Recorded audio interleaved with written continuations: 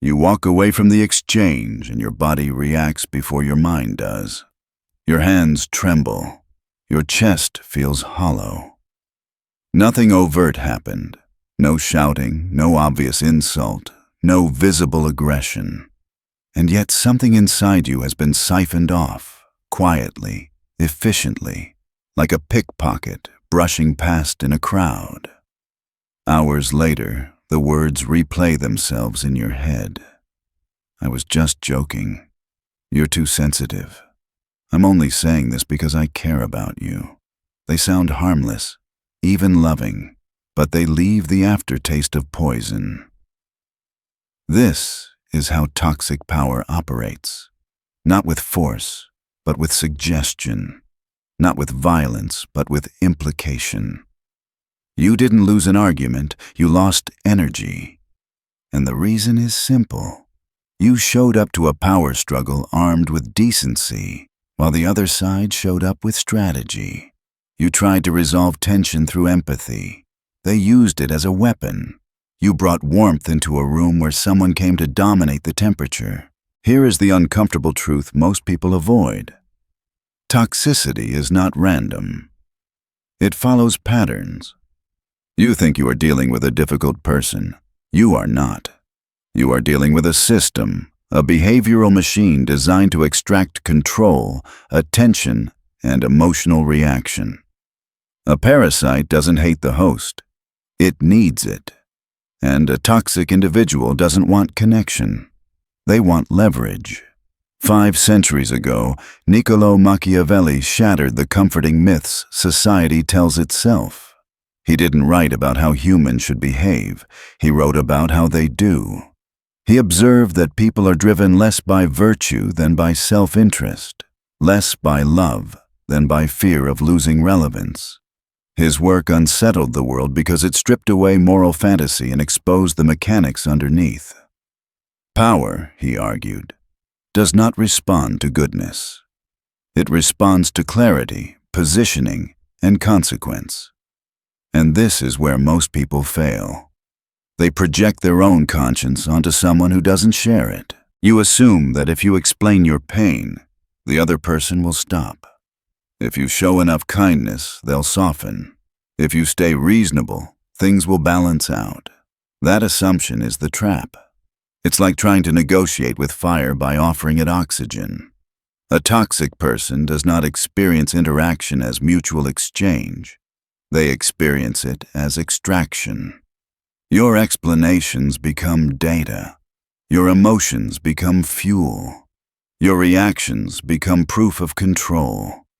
Every time you defend yourself, you confirm their influence. Every time you get angry, you feed their sense of significance.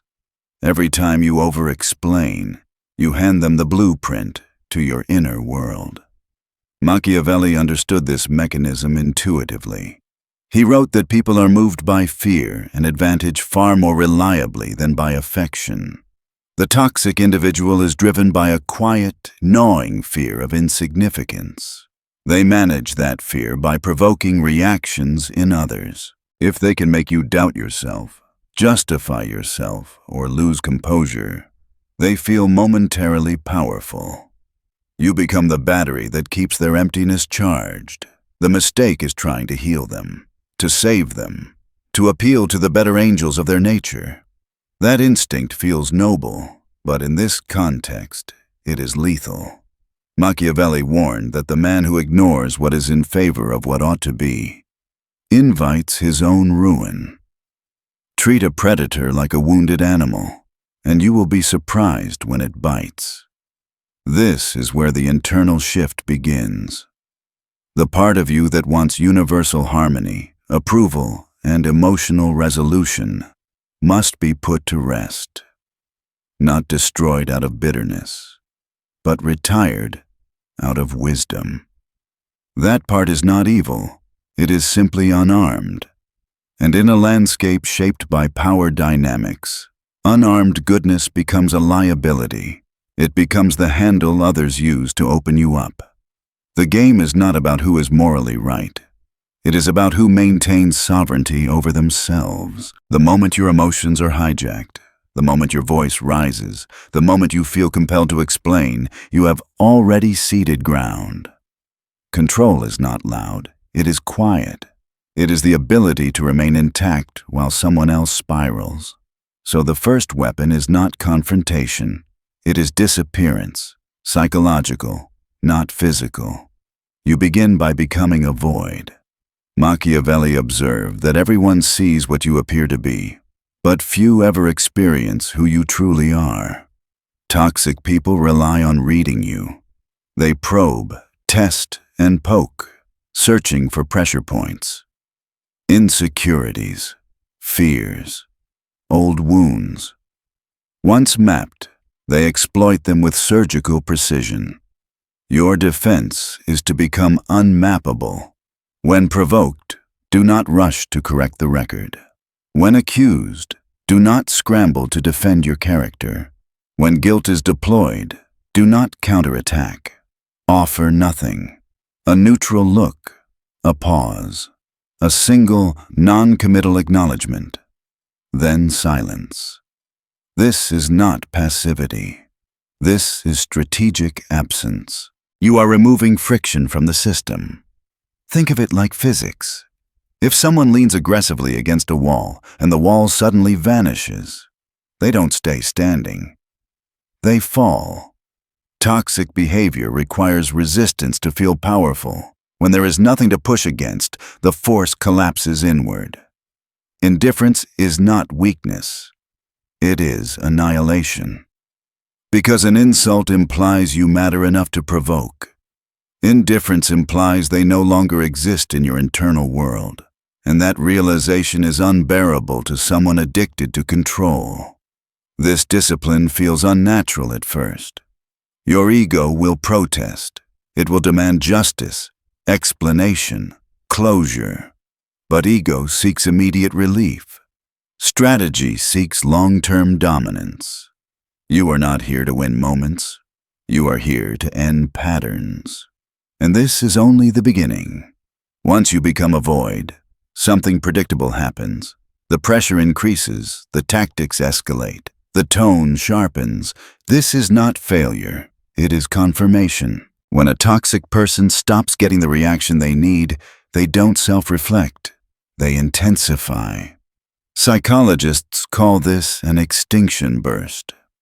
Machiavelli would have called it desperation. You have broken their control panel, and now they are slamming buttons that no longer work. This is the moment most people collapse. They mistake escalation for danger and retreat back into old habits. They explain. They apologize. They re-engage emotionally. And the moment they do, the predator learns a lesson. Push harder next time. If you want to end the game, you must hold the line precisely when it gets uncomfortable. Understand this clearly. Toxic people are not persistent because they are strong. They are persistent because most people are easy. Predators seek efficiency. They want prey that reacts quickly, explains often, and bleeds publicly. When you become stone unresponsive, unrewarding, dull, they lose interest. You cannot drain a rock. You cannot feed on silence. This is conditioning, not confrontation. Every interaction is a training session. When their manipulation yields nothing, no emotion, no explanation, no compliance, the behavior slowly extinguishes. They will either disengage or move on to someone more fertile. This is not cruelty. This is self-preservation. But silence alone is not enough. Information is power, and in the wrong hands, intimacy becomes a weapon. Healthy people use vulnerability to connect. Toxic people use it to control. Every fear you confess, every doubt you share, every complaint you voice is quietly catalogued. Not for empathy, but for later use. Machiavelli warned rulers to keep their own counsel, not because secrecy is immoral, but because transparency in hostile territory is suicide. You must learn strategic ambiguity. This does not mean lying. It means withholding. You stop broadcasting your inner world to people who have proven they cannot be trusted with it. When asked how you are, you no longer provide raw truth. You provide neutral surface data. Busy. All good. Handling things. Polite. Pleasant. Vague. This drives control-oriented personalities mad. They cannot influence what they cannot access. Vagueness is not deception, it is armor. If you are planning an exit, tell no one. If you are building something new, tell no one. If you are struggling, choose your confidants with surgical care. Toxic people are professional data miners. They remember everything. Months later, a casual confession becomes a public contradiction. I thought you said you hated that. I thought you were broke. The goal is not truth. It is destabilization. By giving them nothing, you deny them leverage. Camouflage is not cowardice. In nature, it is survival. You are not hiding because you are weak. You are blending in because you are strategic. Boring is invisible, and invisible is safe. When they sense this withdrawal, they will bait you. You've been quiet lately. You never tell me anything anymore. I feel like we're drifting. These are not expressions of concern. They are fishing lines. They want you to reassure, to explain, to reopen access. Do not bite. Deflect. Pivot. Redirect attention back to them. Toxic people love talking about themselves. Let them. While they speak, you study. While they perform, you conserve. You are gathering intelligence without exposing yourself. This asymmetry, your silence against their noise, is power. Now comes verbal judo. Toxic individuals expect resistance. They expect denial. They expect you to say no. What they are not prepared for is agreement without submission. When accused, instead of defending, you acknowledge their perception without accepting their frame. You're right. I probably don't visit as much as you'd like. Then silence. No apology. No promise. No justification. You have removed friction while conceding nothing. Agreement collapses conflict. They entered the interaction ready to fight.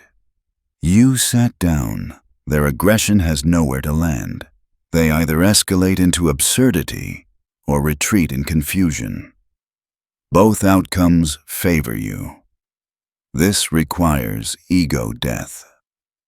Your pride wants vindication. Your pride wants to be understood. But pride is expensive. Peace is efficient. Machiavelli advised choosing the lesser evil. Letting them think they won an argument is trivial. Losing yourself trying to convince them is catastrophic. Presence is power, but absence is dominance. Machiavelli observed that absence diminishes shallow passions and intensifies deeper ones. In toxic dynamics, absence is both shield and sword. When you are always available, you are cheap. When you withdraw access, you create scarcity. You don't need dramatic exits. You don't need confrontations. You simply reduce availability. Slower responses, fewer explanations, missed gatherings, emotional distance. You pull up the drawbridge quietly. They will protest. They will accuse you of changing. They will smear your character. Let them. Inside the walls, you are safe. Independence, financial, emotional, social, is the true endgame. Dependence is vulnerability. The less you need them, the less they can touch you. When you finally stop caring about their opinion, their power evaporates. Like waking from a nightmare, you realize the monster was only terrifying because you were asleep. There will come a moment when silence and distance are no longer enough. Most of the time, withdrawal starves toxicity, but sometimes the toxic person panics, and panic is dangerous. When they sense they are losing control, they may threaten what you love, your reputation, your job, your relationships.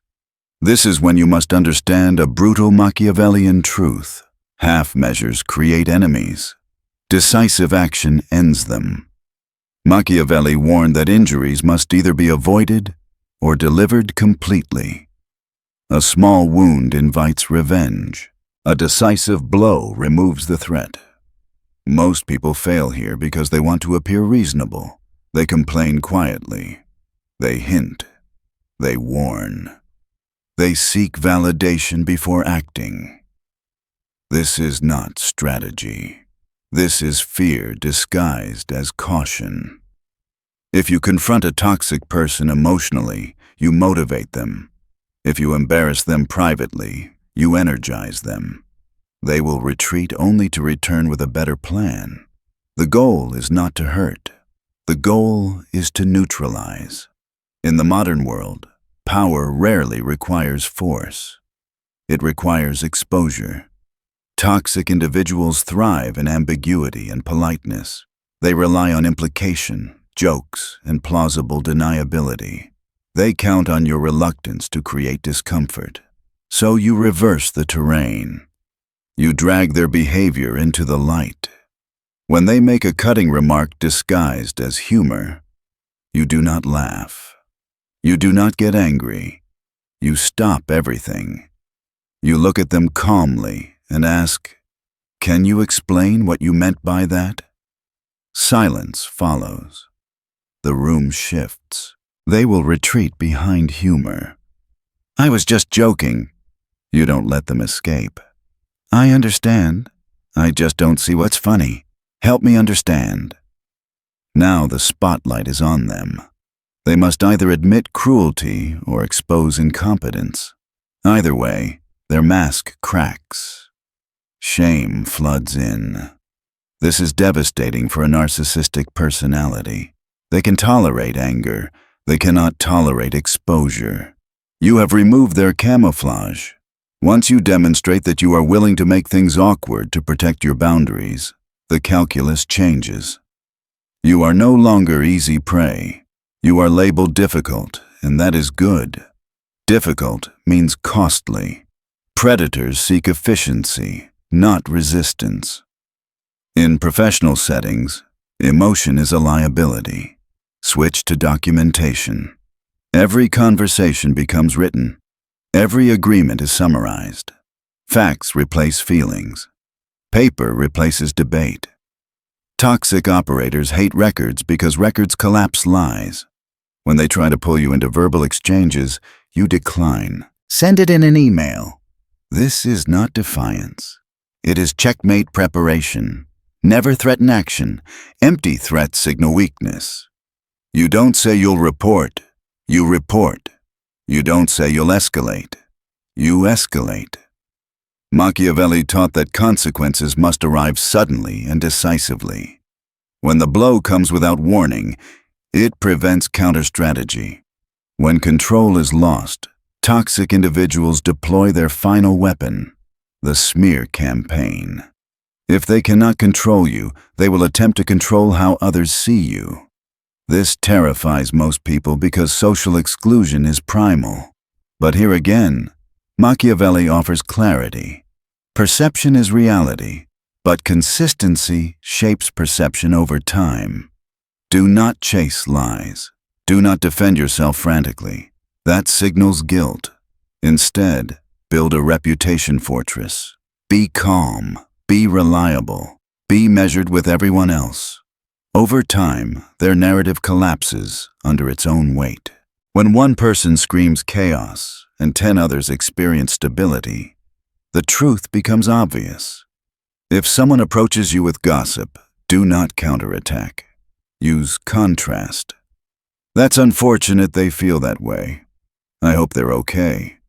This disorients the listener. Poison met with grace exposes itself.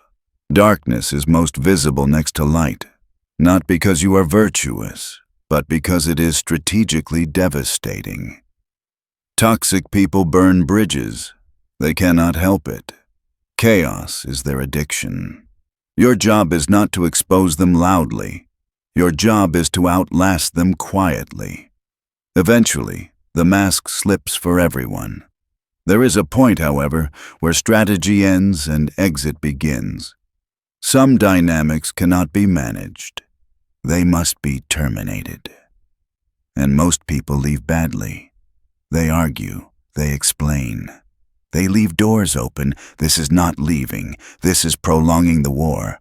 The Machiavellian exit is silent and final. No speeches. No closure letters. No emotional explanations. You disappear, you block. You reroute. You vanish. This robs the toxic person of what they crave most, the last word. Silence denies them narrative control. It leaves a question mark that gnaws at them endlessly. While they obsess, you build. This is not revenge. Revenge proves attachment. Apathy proves sovereignty. And this is where the transformation becomes irreversible. When you disappear correctly, something profound happens inside you before it happens around you. At first, there is relief. Then, there is silence. And then, unexpectedly, there is discomfort. Not because you made the wrong move, but because you have cut off a familiar source of noise. For a long time, chaos felt like connection. Drama felt like purpose. Reacting felt like being alive. Now the stimulus is gone, and you are left alone with yourself. This is the phase most people misinterpret. They think the loneliness means they were wrong. They assume the pain means they should go back, explain, soften, reopen the door. But Machiavelli would look at this moment and call it purification. Power is not born in applause. It is born in isolation.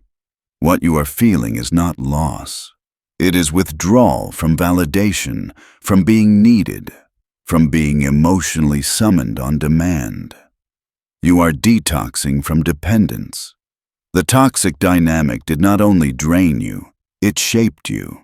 It trained you to react quickly, explain often, and doubt yourself.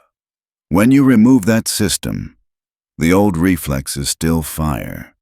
You feel the urge to justify your silence, to clarify your intentions, to make sure you are not misunderstood. Resist this urge. Machiavelli warned that the man who explains himself excessively hands others the right to judge his every move. Once that entitlement exists, it never disappears. Your silence does not require permission. People will say you have changed. They are right. But understand what they are actually mourning. They are not missing you. They are missing access. They are missing the version of you that absorbed discomfort so they didn't have to. That version is gone, and its disappearance will feel like betrayal to those who benefited from it. Do not argue with that accusation. Let it stand. Silence is not empty. It is pressure. When you stop responding, others are forced to project. They fill the void with their own fears, assumptions, and insecurities. This is why manipulators unravel when you go quiet. They need feedback to regulate themselves. Without it, their internal chaos turns inward. Machiavelli understood that silence functions like siege warfare. You do not attack the fortress. You cut supply lines. Over time, the structure collapses under its own weight. By withdrawing attention, energy, and emotional labor, you starve the system that depended on you. This is also where you must guard against a subtler enemy: guilt. Guilt is the last chain of control. You will feel it when you stop explaining, when you stop showing up, when you stop fixing what was never yours to fix. Society trains you to confuse boundaries with cruelty. Machiavelli rejected this confusion. He understood that order requires limits, and limits require enforcement. Your boundaries are not punishments, they are architecture. As your internal world stabilizes, something else begins to emerge: clarity. You start to see patterns you couldn't see before because you were too close. You notice how often your energy was spent on non-productive battles, how frequently your peace was traded for momentary approval, how little return you received on massive emotional investment. This clarity changes how you move. You stop reacting immediately. You pause. You observe. You let others reveal themselves through impatience, entitlement, and pressure. The person who cannot tolerate your silence is the person who benefited from your noise. The person who resents your boundaries is the person who crossed them freely before. Machiavelli taught that the greatest advantage in any conflict is self-command. The man who cannot govern his impulses will always be governed by others. Emotional discipline is not repression. It is selection. You choose which stimuli deserve response. Everything else passes through you like weather. Now your presence changes. You speak less, but when you do, people listen. You appear less, but when you arrive, the room adjusts. Scarcity has replaced availability, and scarcity creates gravity. This is not about dominance over others. It is about sovereignty over yourself. The toxic person needed chaos to feel alive. You need alignment. They fed on reaction. You operate on intention. Two completely different operating systems. There will be moments when you are tempted to re-engage, when nostalgia softens memory, when loneliness romanticizes the past. Remember this: the mind edits pain when it wants comfort. Return to the facts, not the feelings. The pattern did not change before. It will not change now. Machiavelli was not interested in comforting illusions. He was interested in outcomes. And the outcome you are building now is a life where your energy is no longer public property, where access to you is earned, not assumed, where your inner state is stable regardless of who is in the room. This is the stage where you stop thinking in terms of winning or losing against others and start thinking in terms of position. Are you placed in environments that reward clarity or chaos? Do the people around you add structure or entropy? Do they respect your silence or demand your performance? You begin curating your world with precision, not out of arrogance, but out of necessity. A kingdom without borders is not generous. It is defenseless, and something else happens quietly, almost without announcement. The fear dissolves. The fear of being misunderstood. The fear of being disliked. The fear of being alone. In its place appears something colder and stronger, indifference to illegitimate demands. This is not numbness. It is freedom. You are no longer reacting to the game. You are stepping outside of it, and once you see it from that height, you realize how small it always was. Here is the final shift, the one that separates survival from sovereignty.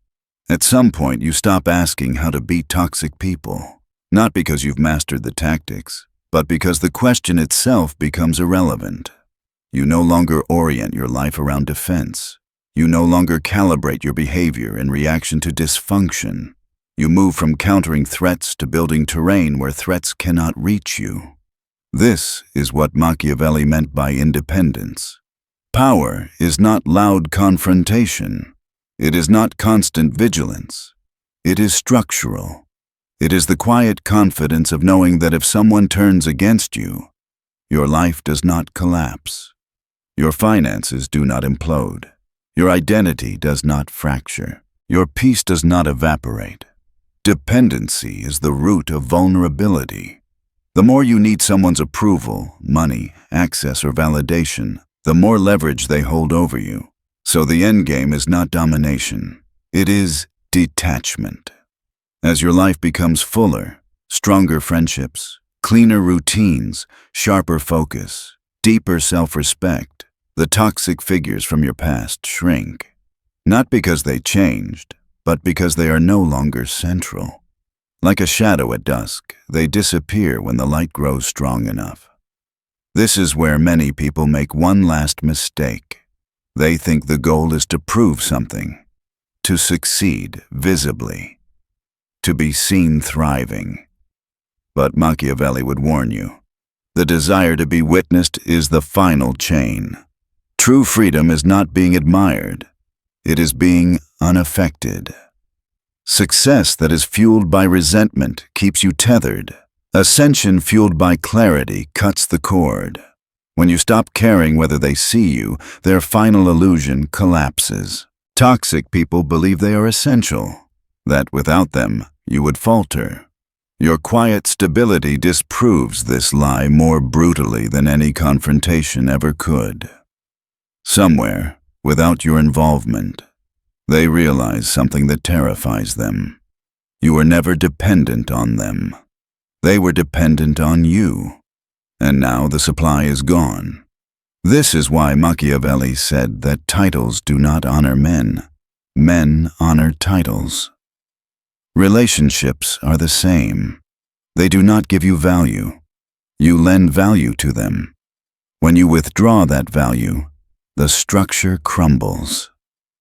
At this stage, a strange calm sets in. You notice manipulation instantly, not because you are hypervigilant, but because your nervous system is no longer conditioned to chaos. Games become obvious. Provocations feel childish. Emotional bait looks transparent. You don't feel the need to expose it. You simply don't participate. You have transcended the game. This comes at a cost. You will lose people. Some will drift away quietly. Others will accuse you loudly. Family members may call you cold. Friends may say you've changed. Colleagues may label you distant. Accept this without defense. Elevation always creates separation. The air is thinner here, but the vision is clear.